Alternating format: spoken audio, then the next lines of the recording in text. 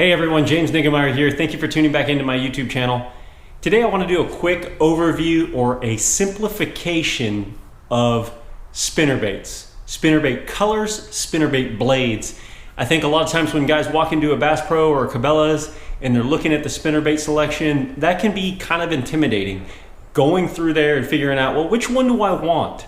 What color, what blade size, even actually the size of the head. What am I gonna want for heading to the lake this weekend? The answer is you're gonna want a little bit of a selection, but you really need to know the conditions that you're up against on the body of water that you're headed to.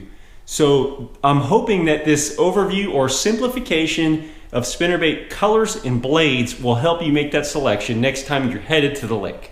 With that, let's get right into it. When it comes to spinnerbait fishing, there's basically two sizes that you're gonna wanna concern yourself with, and that's a 3/8 ounce size and a 1/2 ounce.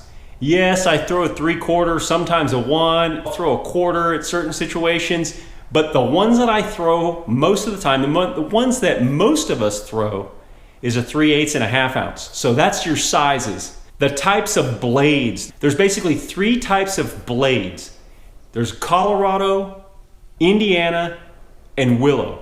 The Colorado is more rounded, the Indiana is more teardropped, and the Willow is more elongated, more narrow and pointed on the end. Those are the three most popular blade sizes that you're gonna wanna concern yourself with, and if you have those blade sizes, you'll be able to tackle most any condition. Essentially, there are two blade colors, chrome or nickel and gold. And really, there is a brass and you have painted blades, but most of your spinnerbait fishing gets done with gold or nickel.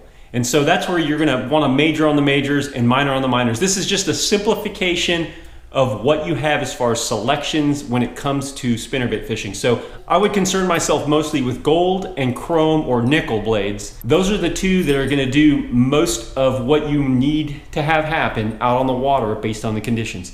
Basically, the gold is for your overcast days and your more dirtier water or your more off-colored water, more stained colored water, anytime the visibility is diminished. So it could be a clear water lake, but when you have overcast days or dark days or rainy days, that gold shows up a little better. Or when it's really clear water or on bright sunny days, the chrome or nickel is gonna be what you're gonna wanna go with. When it comes to why you choose a Willow or a Colorado or an Indiana, the thing to remember is the Colorado is something that puts out more vibration.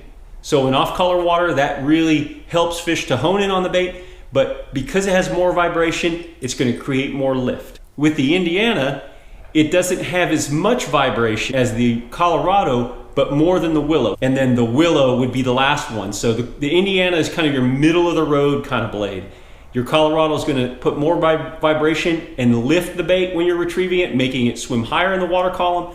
The Indiana is going to kind of be your middle of the road, and then your Willow is going to help you to descend the bait, drop it lower in the water column. That's all if you're retrieving at the same speed. Now, if you're speeding it up, all of them are going to kind of race to the surface, but the Willow has the least amount of drag, so you're going to be able to burn this faster, and it's going to actually be able to stay lower in the water column. When people burn a spinnerbait, reel it really fast, they generally go with Willow. Let's get into skirt colors. When you're choosing a Colorado blade, a gold Colorado, generally you're thinking about chartreuse or a whitened chartreuse, and that's because those colors show up better in your off-colored water, windy, low light conditions, rain, wind, clouds, those types of things. That's when you're gonna want your chartreuse and whites and your chartreuses, because the fish can see them a little bit better under those situations. As a general rule,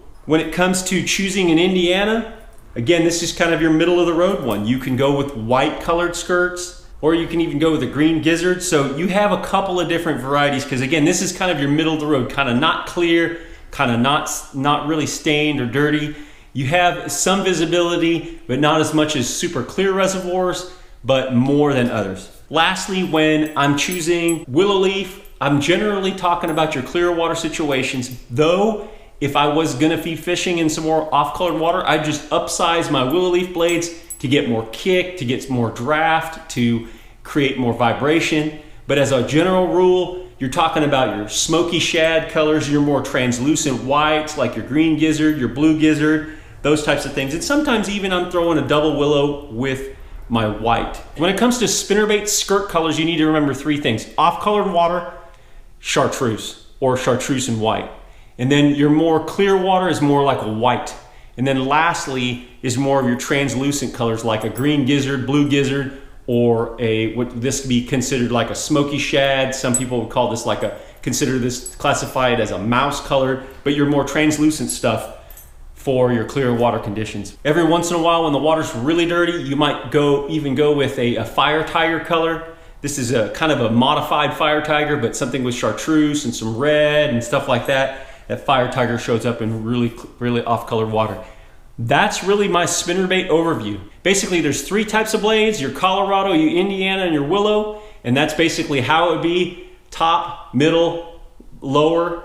But that's just a general rule. If you speed up any one of those, they're gonna raise up in the water column. So just a general rule, those are the kind of blade combinations and what they do. Of course, then you have your skirt colors. As a general rule for your colors, it's chartreuse and white, or chartreuse for your off-colored water, your white for your more clear water or middle of the road type stuff, and then your translucent colors like your green gizzard, blue gizzard, your smoky shad colors for your even more clear water. That's really the simplification of spinnerbait blades, spinnerbait colors, head sizes, blade designs. How to figure that out, what to choose when you're going to the lake. So you take all those things into consideration, you're gonna come up with some type of blade color, blade size, and color configuration in order to choose the right spinnerbait for the right conditions. Now granted, even if you don't choose the exact right one for the conditions you have, when they're eating a spinnerbait, they'll probably flash on it or chase it or try to get it. They'll still probably try to eat a spinnerbait, but for the most part, they'll still try to eat a spinnerbait if that's what they want on the given day. However, if you can fine tune it, dial it in, you can get more fish to bite a spinnerbait on any given day. So take those things into consideration. Thank you for tuning back into my YouTube channel. Please drop a comment if you have any other questions, something I didn't cover. If you like this video, give me a thumbs up. If you haven't already subscribed, please hit the subscribe button.